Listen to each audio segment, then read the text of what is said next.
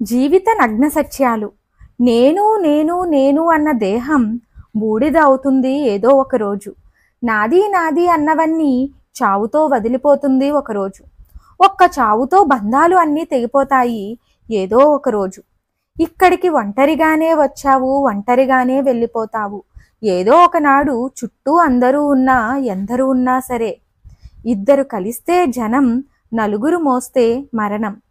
మాయతో పుట్టావు, మాయలో జీవిస్తావు, మాయా మర్మం తెలుసుకోలేక వెళ్ళిపోతావు. జీవుడు పుట్టేటప్పుడు దైవాన్ని చేరాలి అని అనుకుంటాడు. పుట్టిన తరువాత అన్నీ మర్చిపోయి తిరుగుతాడు. ఎన్నో అనుభవిస్తావు. నిద్రలోకి జారిపోయిన తర్వాత అన్నీ మర్చిపోతావు. నీ కష్టాలకు, నీ సుఖాలకు కారణం నీవే.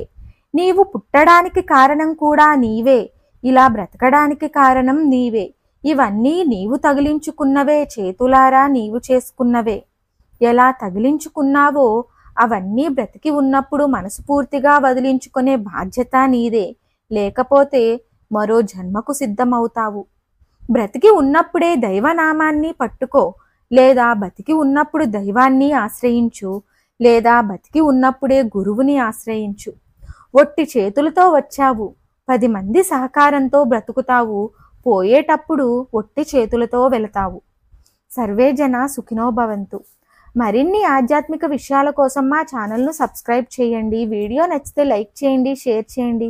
కామెంట్ రూపంలో మీ అభిప్రాయాన్ని తెలియచేయండి.